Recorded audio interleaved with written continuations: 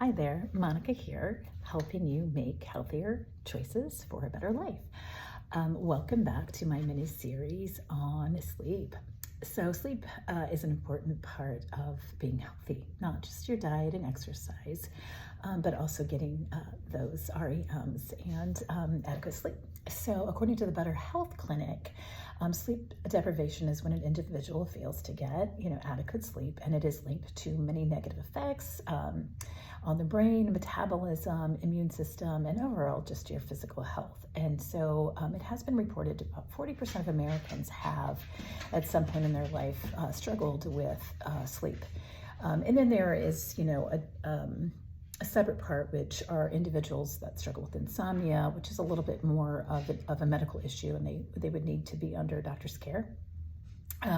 You can check out my previous video on the 7 factors that could lead to you struggling with sleep and kind of talking about how it can affect your health. But let's just kind of dive in a little bit here on what is, why is sleep important, and what are the 3 sleep cycles. So we have stage 1, which is the light sleep.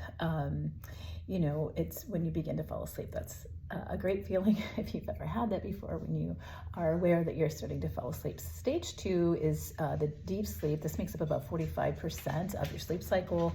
This is key to memory, repair, and storage and learning. And then there's stage 3, that's the deepest sleep. This stage is about 25% and is the most important cycle for repair and regeneration. And then we also have REM, which is rapid eye movement. This is where you're dreaming, and some believe you're digesting your day and emotions and processing that way.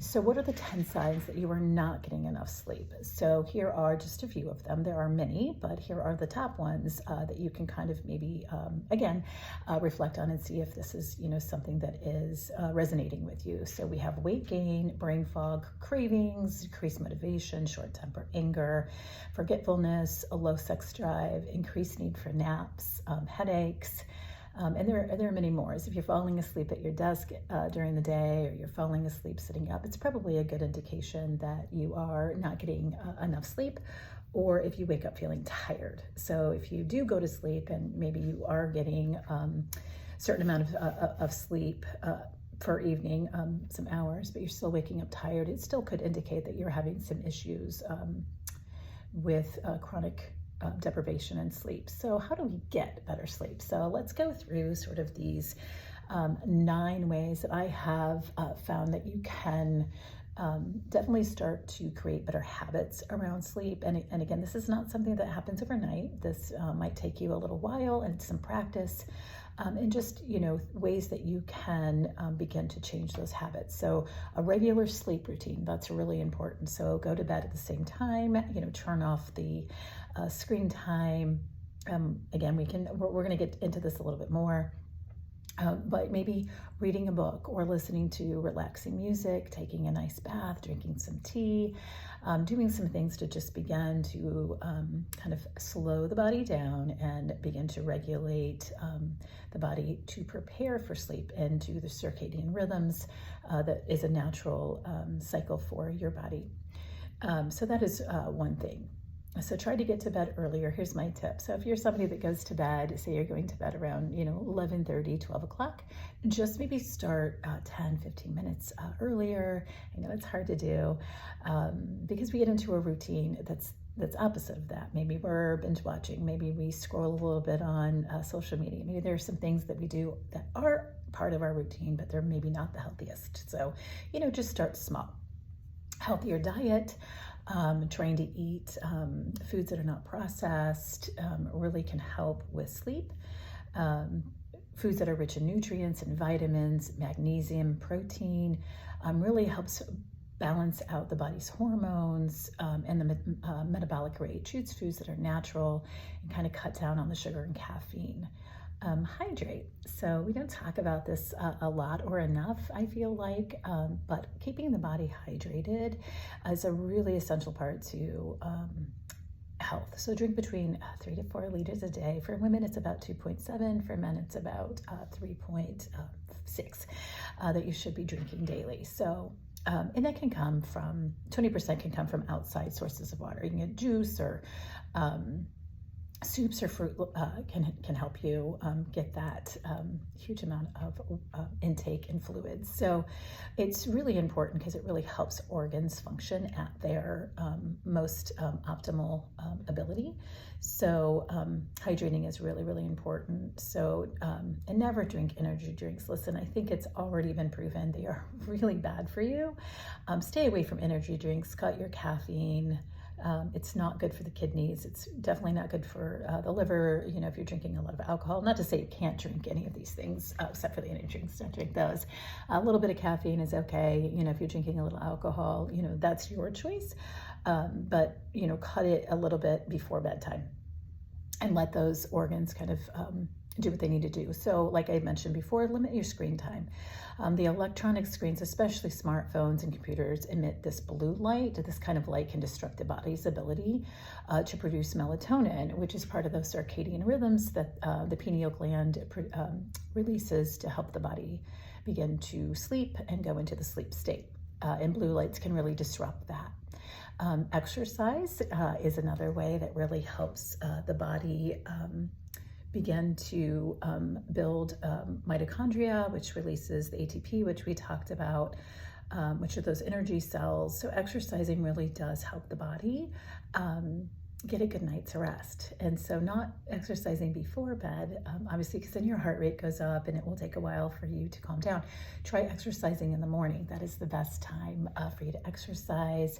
And also it really helps with depression and anxiety. And it's all over a good idea to start exercising. Even just walking 30 minutes to an hour a day is something that I would highly recommend to begin with, and then maybe get into some resistance training with weights.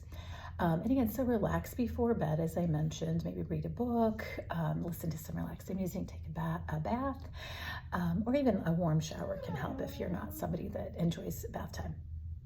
Drinking tea that is known to promote, again, good health. There's pumpkin seed bedtime tea, chamomile with honey, valerian tea, cherry juice, tart cherry juice natural is really good to promote sleep.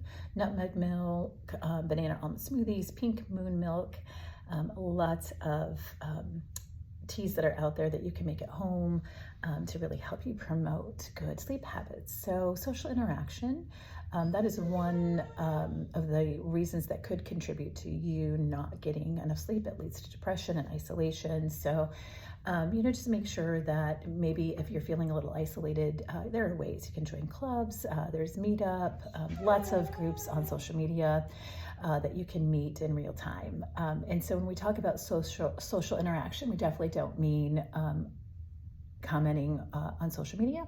It's actually face-to-face time. So, you know, there are book clubs that you can join at your local library. There's lots of ways to get involved.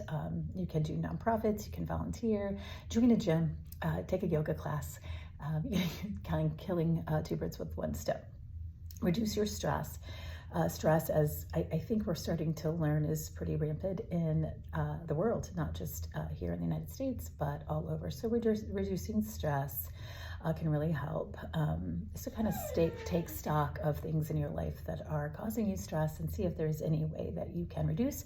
Meditation is a great way to help reduce your stress and kind of calm down the central nervous system. Yoga is also a great way to help the body sort of release a lot of chronic stress and help your body relax with that. And then maybe in creating a relaxing bedroom environment, you know, not having a TV in your bedroom so that you're not watching TV right before bed. You know, choosing some really neutral colors, greens and blues, beiges, anything that's relaxing to you. You know, sleep with an eye mask on if you have light that's disrupting you. Try not to sleep with your phone right next to your bed. Sometimes I know it's a habit if you're not sleeping, you know, maybe you want to scroll a little bit on social media, or maybe that's the first thing that you grab in the morning. So maybe put your phone outside of your bedroom or, you know, away from you so that you can kind of break that habit of going straight to social media. Listen to relaxing music as you sleep. There's lots of great meditation music on YouTube that you can check out. And then always sleep on the cooler side. So it is really good for your health to sleep between 60 and 64 degrees. That really helps the body as well. Help you sleep and promotes good sleep habits. So maybe even try meditating 30 minutes before you go to sleep. Again, there are lots of resources on YouTube. There's a lot of apps that you can check out if you'd like to. And then just remember, as you're kind of dealing with this isn't something normal.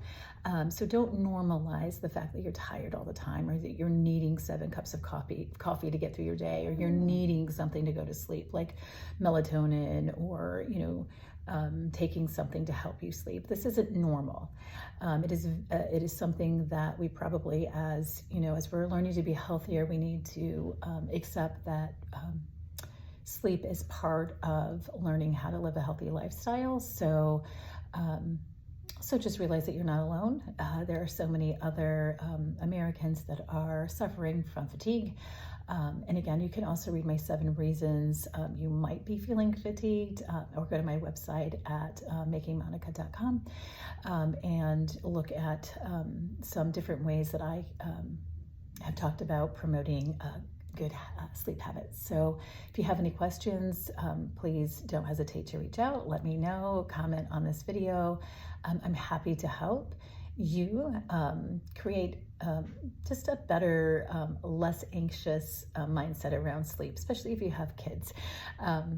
Give me a shout out here, and I'm happy to meet with you one-on-one, or happy to give you some more coaching to help you with better sleep habits.